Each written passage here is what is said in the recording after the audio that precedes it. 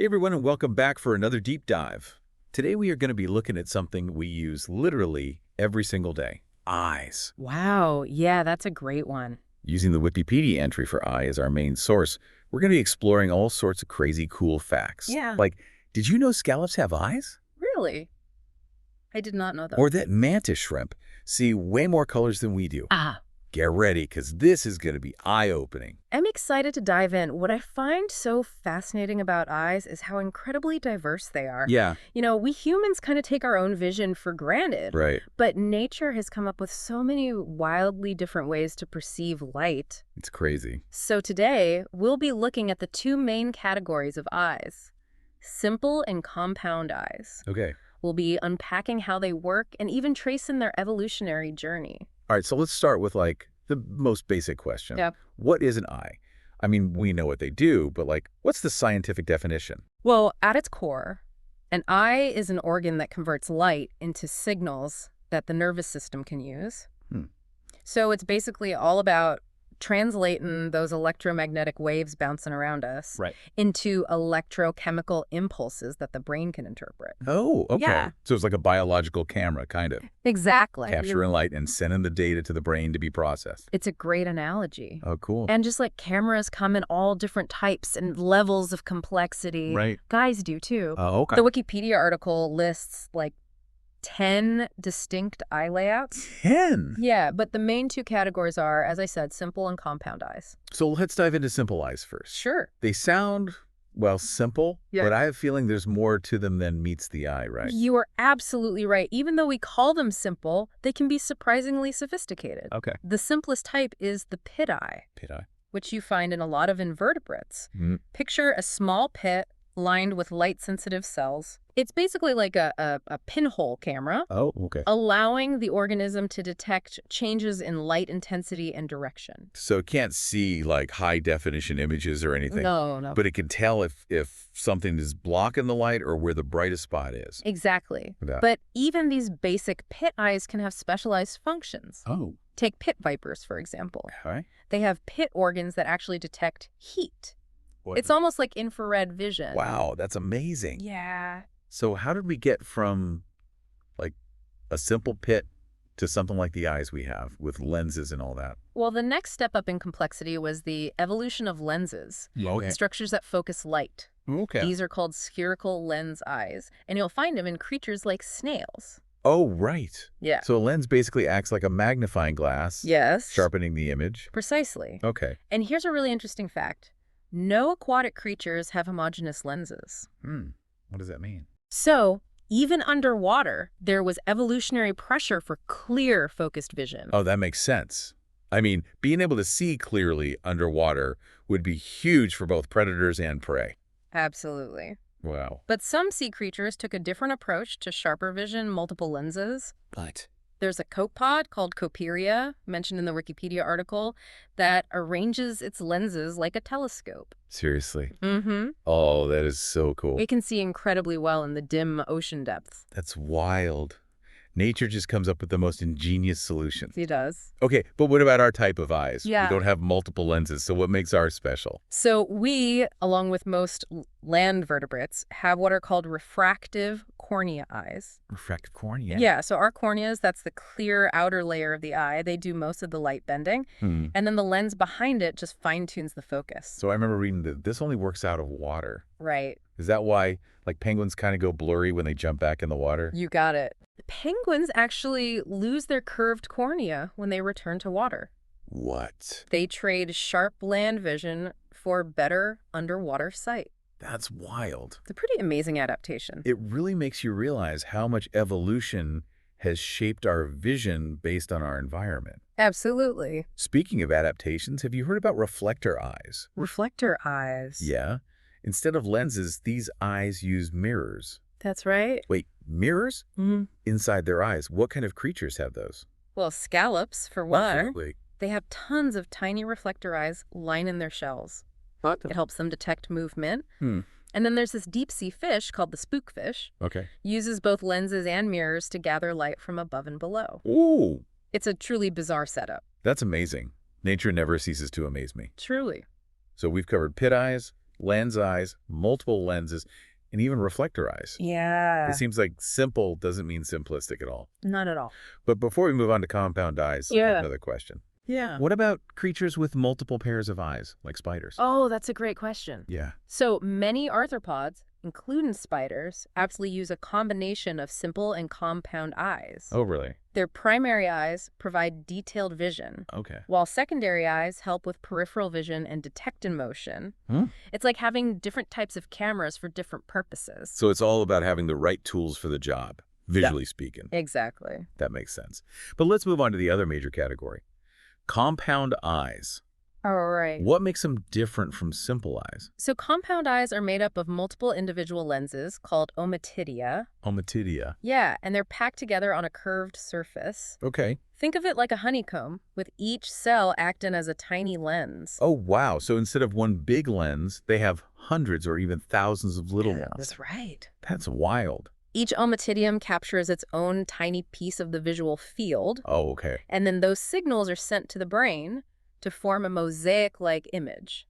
That's incredible. Yeah? What types of creatures have compound eyes? Primarily arthropods, so insects, crustaceans, and some others. Gotcha. You know, it's the reason a fly can see in almost every direction at once. Oh, right. Making them so hard to swat. Yeah, exactly. They always seem to know where you're coming from. They do. So it's like having hundreds of tiny eyes all working together. Exactly. No wonder they're so good at dodging. But there's more to it than just that. Okay. There are two main types of compound eyes, apposition eyes and superposition eyes. Oh, okay. What's the difference between those two? So apposition eyes are the most common type. They gather multiple images from each ommatidium and combine them in the brain, Okay. like assembling a picture from individual tiles. So each lens contributes a small piece to the overall picture. Exactly. Fascinating. Oh. What about superposition eyes? Superposition eyes are more specialized. Okay. They create a single, brighter image by overlapping the light from multiple lenses. It's kind of like a long exposure photo. Oh. They're particularly good for nocturnal insects. Right. Because they can gather more light in dim conditions. It's like they have built-in night vision. Pretty much. So cool. Are there any, particularly cool examples of compound eyes in the animal kingdom that come to mind? Oh, absolutely. Mantis shrimp, for example, have incredibly complex compound eyes. Mantis shrimp. Those guys are always up to something. They can see an incredible range of colors, including ultraviolet light, which is invisible to us. Seriously. I knew those guys were special. They are. What else is out there in the world of compound eyes? Yeah. What else is there? Well, did you know that some trilobites, those ancient marine arthropods, had lenses made of calcite crystals? Calcite crystals. Wow, that's rock-solid vision. Right. And then some flies and bees have specialized zones in their compound eyes called fovea. Wait, fovea. Don't we have fovea in our eyes, too? We do. Oh. It's the central part of the retina with the highest density of cone cells. Right. Responsible for our sharpest vision. So it's incredible that a similar structure evolved independently in the compound eyes of some insects. Exactly. And sometimes the lines between simple and compound get even blurrier. Oh, how so? Well, there's an insect called Strepsiptera that uses a bunch of simple eyes grouped together to function like a compound eye. Wow. And then there's a shrimp that has a simple eye nested inside its compound eye. No way. This is incredible. Yeah. I had no idea there was so much diversity in the way creatures see the world. It's pretty remarkable. And to think, we haven't even touched on how eyes evolved in the first place. That's right. We've only scratched the surface. Yeah. But maybe it's time for us to take a closer look at how these incredible organs first came to be. Yeah, let's do it. Okay. Welcome back. We've been exploring the amazing variety of eyes in the animal kingdom. Yeah. But now let's delve into something truly mind-boggling, how these intricate organs evolved in the first place. I know. It's just hard to imagine something as complex as an eye just appearing out of nowhere. Where do we even begin to unravel that story? Well, one of the most fascinating takeaways from the Wikipedia entry is that eyes have actually evolved multiple times independently.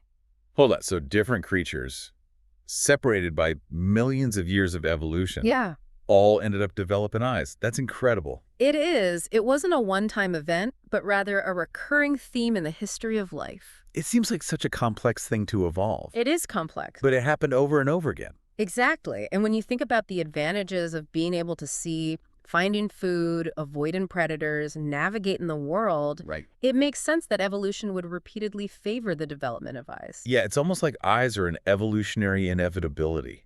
Yeah. Like if you're going to survive in a world full of light, be able to detect it is a huge advantage. That's a great way to put it. Of course, the process wasn't instantaneous. Right. It took millions of years, starting with simple light-sensitive patches and gradually becoming more complex. So what did those early eyes look like? Well, the earliest precursors to eyes were likely single-celled organisms with photoreceptor proteins molecules that react to light. Okay, so we started with single cells that could basically tell if it was light or dark. Exactly. But how did we go from that to something that could actually see? So over time, those photoreceptors cluster together to form eye spots. Eye spots? Yeah, tiny light-sensitive patches. Right. They couldn't form images, but they could sense the presence or absence of light. So enough for some basic tasks like moving towards or away from light. Exactly. I can picture some ancient creature with these little eye spots slowly turning towards the sun. Uh-huh. Yeah. So how did those eye spots develop into something more sophisticated, like a pit eye, which could actually sense direction? So as these eye spots evolved in well-lit environments, natural selection would favor those that were slightly indented. This cupping helped block light coming from certain directions, Okay. giving the organism a rough sense of where the brightest light was. So a deeper cup means better directional sensing. Precisely. And over time, those cups deepened further, the opening narrowed, and the number of photoreceptors increased, Okay. eventually forming something resembling a pinhole camera, the pit eye. Ah, so that's how those pit eyes we talked about earlier came to be. Exactly. It might not have been perfect vision, but it was a huge step forward. It was. And from there, further refinements led to the development of lenses, different types of photoreceptors, Right. all the amazing features we see in eyes today. It's remarkable to think that all the diverse eyes we see today, I know. from the simple eye spots of flatworms to the complex compound eyes of a dragonfly, all stem from those humble beginnings. It is pretty mind-blowing. It's like evolution kept coming back to the same brilliant solution. If you want to survive in a world full of light, Yeah, you need some way to see. you got it. But let's talk more about how specific eye adaptations are tied to an organism's lifestyle. Okay. The Wikipedia article mentions some interesting examples, like how do the eyes of a zebra differ from the eyes of a lion? That's a great question. The shape, size, and placement of an eye can tell us a lot about how an animal lives. Okay. Think about those zebras on the African plains. Right. Their eyes are positioned on the sides of their heads. Yeah. Giving them a wide field of view to scan for predators. So they have built-in panoramic vision. That's amazing. It is. But how does that differ from a predator like a lion? Yeah, good point. Predators like lions need a different kind of vision. Okay. Their eyes face forward, giving them excellent binocular vision, which is crucial for judging distances accurately. Right. And their retinas have a high concentration of photoreceptors in the center, Okay. giving them very sharp central vision for target and prey. So it's like their eyes are perfectly designed for their role as hunters. Exactly. But what about creatures that live in the deep sea, Yeah. where there's very little light? Yeah. How do their eyes work? That's a fascinating case.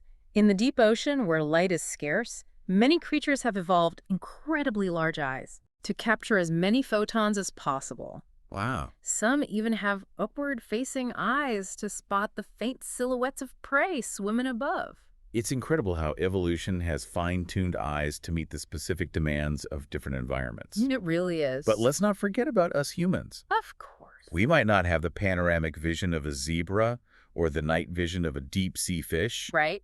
but our eyes are still pretty amazing. Oh, yeah. What sets human vision apart? Well, human eyes are incredibly versatile. Okay. We can perceive a wide range of colors, focus on objects near and far, and track moving targets with ease. Right. But like all things in nature, there are trade-offs. What do you mean by trade-offs? What are some of the limitations of human vision? Well, for one thing, the range of colors we see is just a tiny sliver of the electromagnetic spectrum. Oh, right. We can't see ultraviolet light like some insects can, Yeah. nor can we see infrared radiation, which some snakes use to hunt. So our perception of the world is limited by what our eyes can detect. Are there any other limitations? Well, our visual acuity, or sharpness of vision, also has limits. Okay. We can only resolve details down to a certain size. Right. Anything smaller than that appears blurry. So to see with the same level of detail as an eagle, we need, like, gigantic eyes. You'd need eyes the size of dinner plates. Wow, that's a pretty wild thought. Yeah. I guess we humans aren't quite as visually gifted as some of our animal cousins. Haha. Huh. Maybe not. But I'm still curious about how our eyes actually work on a physiological level. Yeah. Like, how do they translate light into the images we see? That's a great question. We've talked about the different types of eyes and how they evolved. Right. But now it's time to zoom in and explore the incredible machinery that allows us to see. Okay. It's a process that involves a delicate interplay of physics, chemistry, and neurobiology. Wow, that sounds complicated. It is, but fascinating. Yeah. The Wikipedia article highlights some key concepts, things like visual acuity, color perception, and the roles of those all-important photoreceptor cells, rods and cones. Rods and cones, all right. Let's get into it. Welcome back, everyone. It's the final leg of our deep dive into the fascinating world of eyes. All right, let's wrap this up. We've journeyed through the incredible diversity of eye types, traced their epic evolutionary journey. Yeah. Now, let's get up close and personal with the physiology of vision. You know, how these remarkable organs translate light into the images we see. Yeah, definitely. It's a captivating blend of physics, chemistry, and neurobiology, you know? The Wikipedia article does a great job breaking down some key elements, like visual acuity, color perception, and the roles of those critical photoreceptor cells, rods and cones. Okay, so let's start with visual acuity. All right. How sharp our vision is, what determines our ability to see those fine details. So visual acuity, or resolving power, it's all about distinguishing fine details, right? Yeah. It's measured in cycles per degree. Cycles per degree? Yeah. What's that? So basically, it's how many black and white lines you can see in a given space before they blur together. Oh, okay. Yeah. So more cycles per degree equals sharper vision. Exactly. Makes sense. Those cone cells we talked about earlier, Right. they play a crucial role here. Okay. They're concentrated in the central part of your retina, called the fovea, Fovea. responsible for our sharpest, most detail-rich vision. So, like, when we focus on something, its image falls directly on the fovea, Exactly. where all those cones are packed together. It's like having a high-resolution camera sensor right in the middle of your eye. Wow. But human vision isn't just about sharpness, right? Yeah. We perceive a world full of vibrant colors. Right. How do our eyes accomplish that? I mean, color seems so fundamental to our experience. Yeah. How does light actually get translated into all those different hues? It all comes down to those cone cells again. Okay. They come in different types, each sensitive to a particular range of wavelengths of light. Okay. We humans have 3 types. Three. One for long wavelengths, which we perceive as reds. Okay. One for medium wavelength, the greens. Uh-huh. And one for short wavelengths, the blues. So it's like having 3 different color filters built into our eyes, each picking up a different part of the light spectrum. That's a great way to think about it. When light hits the retina, these different cone cells are stimulated to varying degrees, depending on the wavelengths present. And then our brains interpret those signals as different colors. So our perception of, like, a red apple or a blue sky, Yeah. it's just our brain interpreting different combinations of those 3 primary colors. Exactly. That's incredible. It is pretty wild. What about creatures that see a wider range of colors than we do? I know the Wikipedia entry mentioned that many organisms can see ultraviolet light. Right. How does that work? So many insects, birds, and fish, they can see ultraviolet light, Okay. which has shorter wavelengths than the light we can see. Hmm. It's actually quite damaging to biological tissues. Oh, really? Most organisms with UV vision have evolved special adaptations to protect their eyes. Like what? Things like absorbent oil droplets around their cone cells, Okay. or lenses that block UV light from reaching the retina. Wow, it makes you wonder what the world looks like to those creatures, you know? I know. Being able to see colors we can't even imagine. It's hard to even fathom, right? Yeah, it seems like there's a trade-off though, right? Definitely. Seeing a wider range of colors might be beneficial, Uh-huh. but it comes with the risk of damaging your eyes. Exactly. Speaking of trade-offs, Yeah, let's talk a bit more about those rods and cones. sure. We've discussed how cones are responsible for color vision, Yeah, our sharpest vision in bright light. right. What about those rods? What do they bring to the table? So rods are much more sensitive to light than cones, making them perfect for seeing in dim conditions. Right, because you said they're important for low light vision. Exactly. But how do they differ from cones? So rods contain a pigment called rhodopsin. Rhodopsin. which is incredibly efficient at capturing even the faintest glimmers of light. So that's why we can still see shapes and movement even in low light, That's right. though we lose the ability to see color. Exactly. So it's like having two different modes of vision, high-resolution color for daytime and low-light black and white for nighttime. Precisely. That's amazing. Another example of how evolution has optimized our eyes to function effectively in a variety of environments. It's incredible to think about all the complex processes happening inside our eyes Yeah. every time we look at something. I know, right? It's mind-blowing. We've gone from simple light-sensitive spots to the intricate machinery of rods and cones and color perception. It's a remarkable story. It really is. And it all began with those ancient light-sensitive cells that first appeared billions of years ago. Right. From those humble beginnings, evolution has given rise to an astonishing diversity of eyes, Absolutely. each beautifully adapted to its owner's way of life. Well, this has been an incredible journey into the world of eyes. It has. The next time you look at something, I encourage you to really take a moment to appreciate that marvel of vision. Yes. Think about all those intricate processes happening inside your eyes and how different the world might look to a fly, a scallop, or a deep-sea shrimp.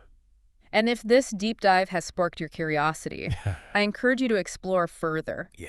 The Wikipedia entry for eye is a fantastic starting point. Definitely an eye-opening journey of discovery. Uh-huh. Yeah. Well, that's it for our deep dive into the world of eyes. Thanks for joining us. We hope you've enjoyed the journey as much as we have. Until next time, keep exploring, keep learning, and keep those eyes peeled for the wonders all around you.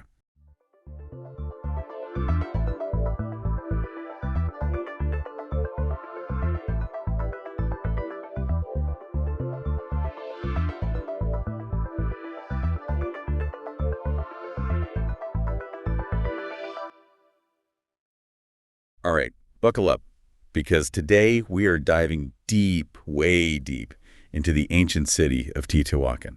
Oh, I like where this is going. Yeah, we're talking about a city shrouded in mystery, Absolutely. with more questions than answers, honestly. Yeah. You provided some seriously cool source material, so let's dig into that and uncover what made this ancient metropolis tick, you know? It's fascinating, isn't it? Teotihuacán, I mean, people get caught up on the architecture, which we'll Right. get to, but there's so much more to the civilization. Oh, for sure. So much more. So I was checking out this Wikipedia article, and wow, Teotihuacán was seriously huge. 8 square miles. I mean, that's It's massive. That's bigger than some cities today. And don't even get me started on the sheer scale of those pyramids, the Pyramid of the Sun, the Pyramid of the Moon. It's mind-blowing. And to think, How do they even... that name, Teotihuacan, that wasn't even what they called it. Oh, really? No, that name, that's from the Aztecs. Centuries later, Oh. they believed it was like this, like the birthplace of the gods, you know, super significant to them. Wow. But we do have clues, like in Maya texts, they refer to it as P, which means Okay. place of reeds. Place of reeds. Yeah, It just hits different, doesn't it? yeah. Way more about nature, the environment. Mm-hmm. So if the Aztecs came later, who are we talking about here? Mm-hmm. Who are the masterminds behind this incredible city? That's the million-dollar question, isn't it? Yeah. We're still piecing together the puzzle like a giant jigsaw, missing a few pieces. I feel that. But we do know there were Totonac and Nahuatl speakers, most likely the dominant groups there. Okay. But we also see traces of the Otomai people. And they were in the region long before Teotihuacan even rose to power. So, Wow. And then there's the Zedel volcano. Oh, right. That was a whole thing, wasn't it? Didn't it wipe out another city? Yeah. Cuquilco, actually. Oh, okay. And it was Cuquilco that was really giving Teotihuacan a run for its money early on, vying for that top spot. Interesting. But then, boom, around 100 BCE, Zedel erupts. Cuquilco is devastated, and its people, they need somewhere to go. Right. So many scholars believe that they found refuge and opportunity in Teotihuacan. Oh, it makes sense. And you can imagine the impact, right? This sudden influx of people, skills, traditions. Yeah, it must reshape the city. Completely. Wow. Okay, so they were a powerful force in Mesoamerica for centuries. For centuries. But here's the thing I don't get. Clearly, they were powerful and influential, but where are all the rulers? You know, Right. the kings, the emperors, the big names. You'd think a civilization this advanced. That's what's so interesting. It's a mystery. You'd expect a king boasting about his conquests, monuments to himself. Right, exactly. But their art doesn't show that. No giant palaces with a ruler's name on every surface. So was this like a shared leadership kind of thing? Some ancient utopia. It's a fascinating thought. Right. Some scholars believe they had a system of collective governance. Yeah. Power distributed among groups, councils, not concentrated in one person. So not a single all-powerful ruler, but more like... More like a collective effort. Interesting, but... There is some evidence that maybe it wasn't all peace and cooperation. We've got this figure, spear thrower owl. Spear thrower owl. Okay, now I need to hear more about this spear thrower owl. Yeah. So Maya inscriptions mention him, most likely some kind of Teotihuacano ruler. Okay. And he's conquering Tikal, which is hundreds of miles away. Yeah. Even installs his relatives on the throne there. No way. Yeah. And it wasn't just Tikal. We see signs of Teotihuacan's influence in other Maya cities, Copan, Quirigua, around the same period. So maybe they did have powerful leaders, but just weren't as, I don't know, showy about it as some others. It's possible. And there's another thing. There seems to be a shift in power within Teotihuacan around 250 to 350 CE. Okay. What kind of shift? They burn and deface the Temple of the Feathered Serpent, which was a major center of power early on. Deliberately. And afterwards, things get more, well, egalitarian, at least in how they were building things. Wow. So it's like they rejected that centralized authority and went for something completely different. It makes you wonder what happened to cause such a drastic change. Popular uprising, new ideology. We just don't know. It's crazy to think about. It's a mystery. Okay, we've got this massive city, mysterious governing system. But what about the people? Who was the everyday Teotihuacano? Imagine a city bustling with life, artisans, merchants, priests, farmers. Teotihuacan was incredibly diverse. Really? Remember that population boom after Cuicuilco? Right. That's just one piece of the puzzle. So like a melting pot of cultures. Exactly. Wow. You've got the Totonac and Nahuatl speakers we talked about, but also the Otomi. Yeah. And evidence suggests people were drawn to Teotihuacan from all over ancient Mesoamerica. It makes you wonder what drew them there. Right. What made it so appealing? And the fascinating thing is, we can actually see this diversity in the city's neighborhoods. Now that's something I want to hear more about. Neighborhoods, you say? Yeah, like neighborhoods. For example, there's Tlailoclacan. Tlailoclacan. Yeah, archaeologists found something amazing there, like a little Oaxaca right in the middle of Teotihuacan. Whoa, wait, seriously, how can they tell that? Well, think about it. The architecture in Tlailoclacan, the pottery, their burials, they all have these clear connections to Oaxacan traditions. So they brought their culture with them. Exactly. It's like they created this little slice of home hundreds of miles away. That's so cool. So we're talking more than just trading, right? This is about community, keeping those ties to their origins alive. Right. And get this, we even have scientific proof. Okay, now I'm really intrigued. What kind of proof? So they did this thing, isotope testing, on the bones of people buried in Tlailoclacan. Okay. And it turns out a bunch of them, especially the kids, they had actually spent time back in Oaxaca. Hold on, back up. How can you tell that from their bones? It's all about the chemical makeup, you see. Okay. The water you drink, the food you eat, it leaves these tiny signatures in your bones and teeth. Ah, okay. And those signatures, they change depending on where you are in the world. So they analyzed them and boom, they could see these people were moving back and forth. Wow, it's like looking through time, seeing these ancient journeys. I know, right? Talk about interconnected. That's incredible. Oh, and we can't forget the merchant's barrio. Okay, the name kind of gives it away, but what went down there? Well, as you can imagine, it was a hub for trade. People coming from all over Mesoamerica, especially up that Gulf Coast, bringing their goods, their stories. And probably a lot of different languages, too. Oh, absolutely. Imagine that, a marketplace with round adobe houses. Round houses. Interesting. Yeah, very distinctive. And they were filled with pottery, textiles, all this exotic stuff. It must have been an incredible sight. Sounds and smells. And a sensory overload. I bet. And this was all happening, what, over 1,500 years ago? It's mind-boggling. Totally. Okay, so we've got this diversity. We've got power structures, cultural exchange, those jaw-dropping pyramids. Right. But something's missing. Language. Yeah. We got all these ruins, artifacts. But can we read what they wrote? Can we understand their words? The million-dollar question. We know they had a writing system. Okay. We see symbols everywhere, carved in stone, painted on pottery. So what's the problem? Deciphering it. It's proving harder than we thought. You mean to tell me this advanced civilization, with their understanding of what?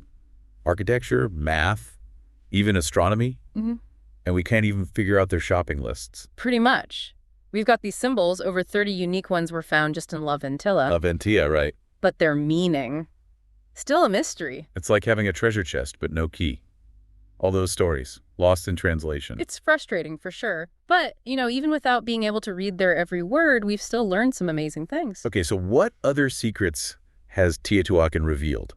Spill the beans. Well, for starters, let's talk about their obsidian game. Obsidian, that black volcanic glass stuff. You got it. They were the absolute masters of obsidian in Mesoamerica. Really? What made them so special? Well, they had prime real estate for it, right? Yeah, exactly. They were sitting on a gold mine, or, well, obsidian mine, I guess. Right. And they knew how to use it. We're talking incredibly sharp tools, weapons, even art, all made from this stuff.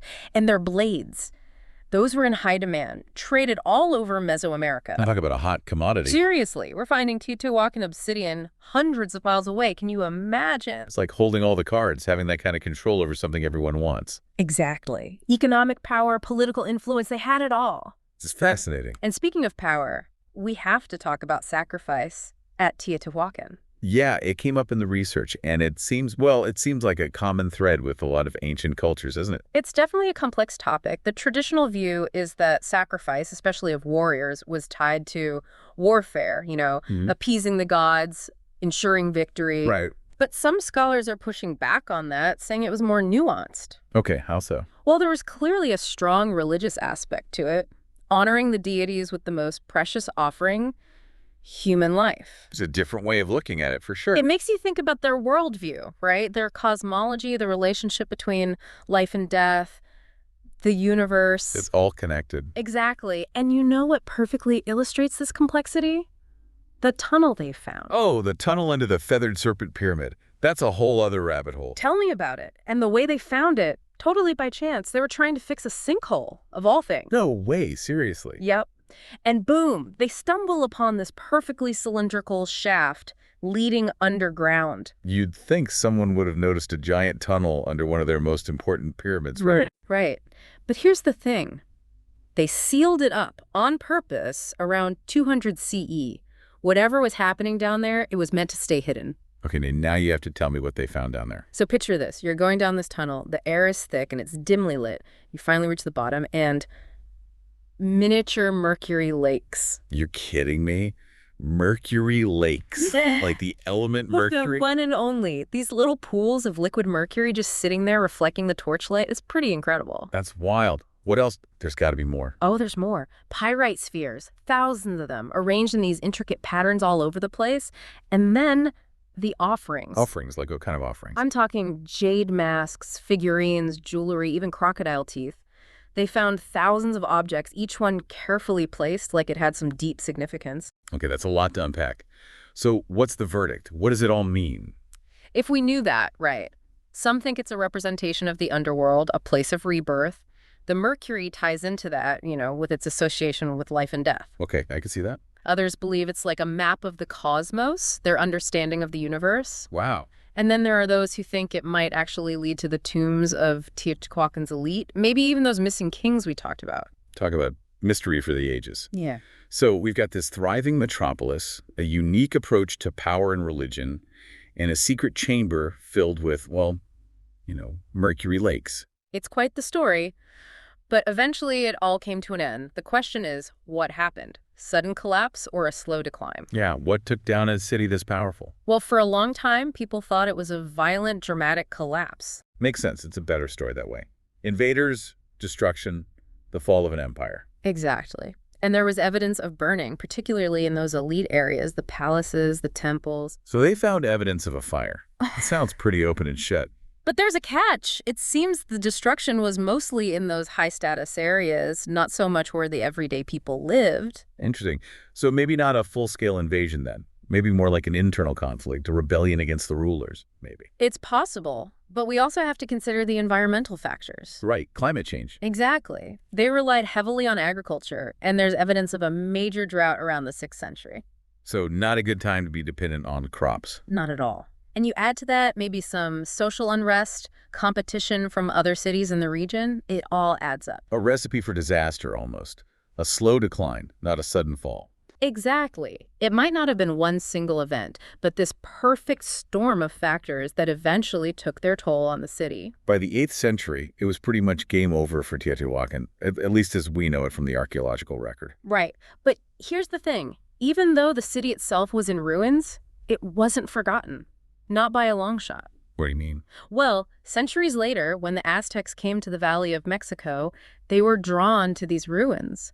They saw Teotihuacan as a sacred place, a place of pilgrimage. They must have felt that energy, that connection to the past. Absolutely. And they wove it into their own mythology, calling it the birthplace of the gods, the place where their world began. It's like Teotihuacan took on a whole new life, a whole new meaning, even in its absence. It's incredible, isn't it? The power of these ancient places to capture our imaginations, to make us question what we think we know about the past. It's a reminder that history isn't just dates and facts in a textbook. It's about real people, their lives, their beliefs, their legacies. Precisely. So what have we learned today about Teotihuacan? What's the takeaway? For me, it's about challenging our assumptions. We have this idea of how ancient civilizations were structured, how they operated, but Teotihuacan throws all of that out the window. They really do. A massive, advanced city with no single ruler we know of, a complex society that thrived on cultural exchange, a writing system we're still struggling to decipher. It's humbling, in a way. It reminds us that we don't have all the answers, that there's always more to learn, more to uncover.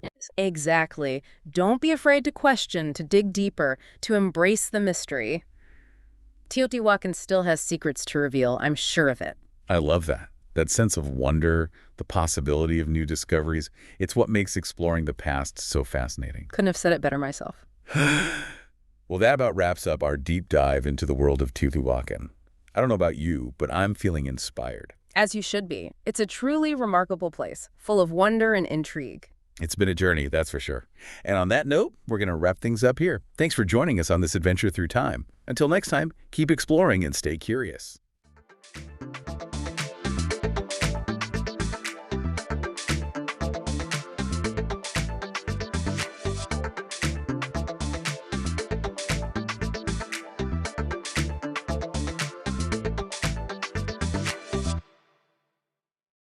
Ever notice how some birds are here one minute and gone the next, like they just vanish into thin air? It's wild. It's like they have a secret itinerary, right? Totally. But it turns out it's all part of this incredible thing called bird migration. A global phenomenon that's had people baffled for centuries, honestly. And coming up with some pretty out there explanations along the way, too, right? Like, did birds really transform into other animals? You're talking about those ancient Greek theories, like Aristotle's idea of transmutation. Yeah.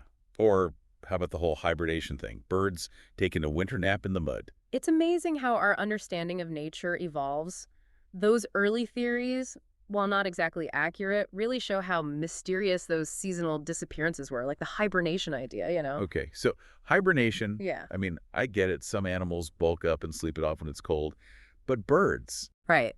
It seems pretty far-fetched now, but for ages, people genuinely believed birds, like swallows, just hunkered down in the mud at the bottom of ponds all winter. I guess back then, without, tracking devices and all that, it must have been hard to wrap their heads around birds flying across continents. Exactly. It wasn't until the late 1700s that migration really became the accepted explanation, and it took some surprisingly simple observations to get there. Oh, like what? Well, there was this English naturalist, Thomas Bailwick, who decided to test the whole hibernation theory. He figured if swallows hibernate, they should do it even if they're kept warm and fed all winter. So he basically played bird sitter. What happened? He kept these swallows cozy all winter long, and Right. guess what? They were perfectly fine. Didn't hibernate a wink. So much for that theory. Exactly. That, plus more and more people noticing these mass bird movements, finally convinced scientists that migration was the real deal. Okay, so the birds weren't disappearing, they were just relocating. But why go through all that trouble? Why not just stay put? At its heart, bird migration is all about survival. It's about finding enough food and the best spots to raise their young, even if it means flying thousands of miles. So it's like a carefully planned family road trip, but with way better snacks and a lot more flying. Pretty much. They time their migrations to match up with when there's the most food in different parts of the world. A lot of birds follow that classic north-south pattern, breeding up north when the insects are going crazy, and then heading south for the winter where it's warmer and there's still plenty to eat. Right, that makes sense. But the world's a pretty big place. Do all birds stick to that north-south route? Good point. It's definitely a classic, but there are actually tons of different migration patterns. Some birds go east-west, some have these really complex routes, and then there's altitudinal migration. Altitudinal migration. Yeah. Okay, now I'm really intrigued. What's that all about? You'd be surprised how many birds do it. Basically, instead of flying across continents, they just move up and down mountains. Like a built-in stair climber. Exactly. When it's warm, they head up the mountain for food and good nesting spots. Then as it gets colder, they move down to lower, more sheltered areas. So they're basically riding the elevation wave, finding those sweet spots. Speaking of amazing feats, we got to talk about those iconic V formations. Is it just for show, or is there some serious science behind it? Oh, there's definitely some serious avian aerodynamics going on there. Those V formations, especially in geese, are all about energy efficiency. Like rafting, right? Exactly. Just like cyclists in a peloton, they fly in formation to reduce wind resistance and save energy, which is huge when you're flying these crazy distances. Okay, but how much energy are we talking here? Studies show birds flying in a V formation can actually reduce their energy use by 12–20% compared to flying solo. Wow, that's a significant saving. Like, imagine filling up your tank 20% less often. Right. It makes a big difference when you're talking about migrations that can span thousands of miles. Speaking of those marathon migrations, let's talk about the birds that make those long-haul flights look easy. The ones with, like, 1 million frequent flyer miles. You mean the long-distance champions? The ones that push the limits of endurance with each migration. Exactly.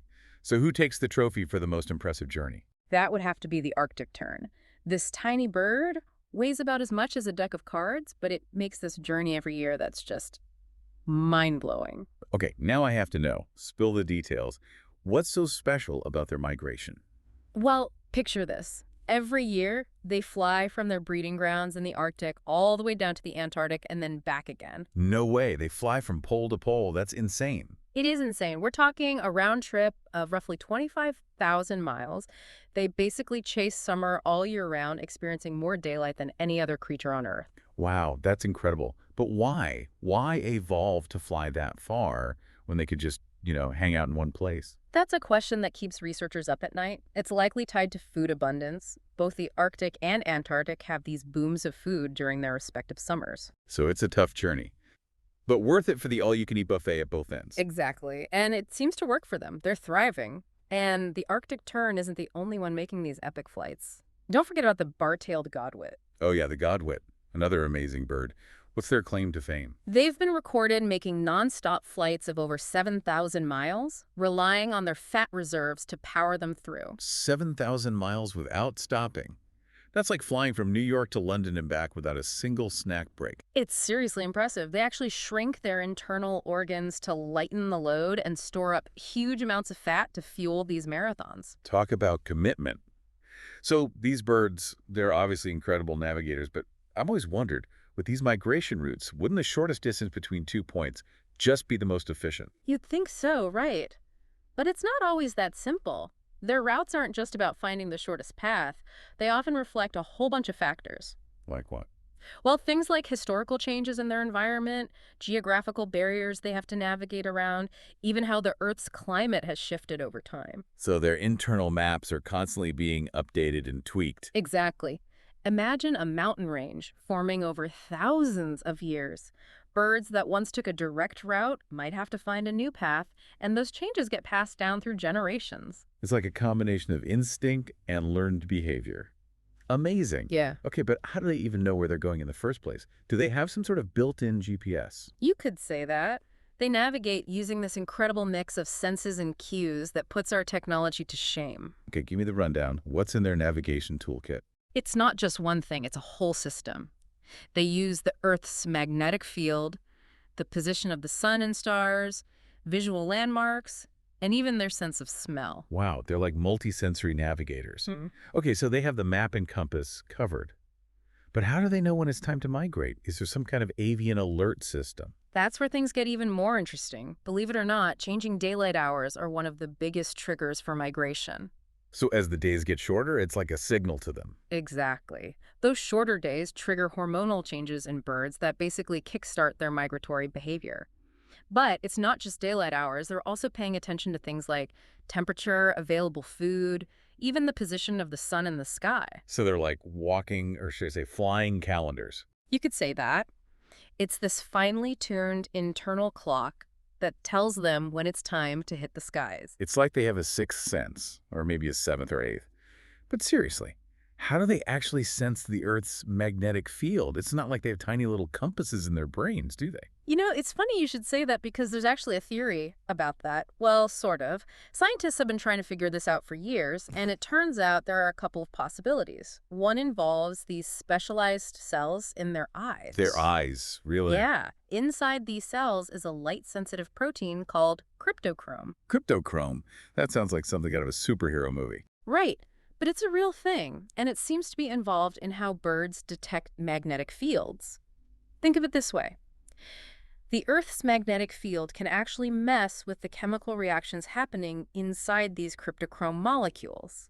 And those tiny changes, well, birds can sense those and use them to figure out their direction. So they're basically seeing the magnetic field. That's wild. It is pretty mind-blowing. Oh, and then there's this other theory about iron-rich structures in their beaks. Hold on. Iron in their beaks, like little magnets. That's the idea. Some research suggests these iron bits might act like a built-in compass needle, helping them sense the magnetic field that way, too. So a combination of complex molecules and specialized senses, these birds are like living, breathing navigation systems. Exactly.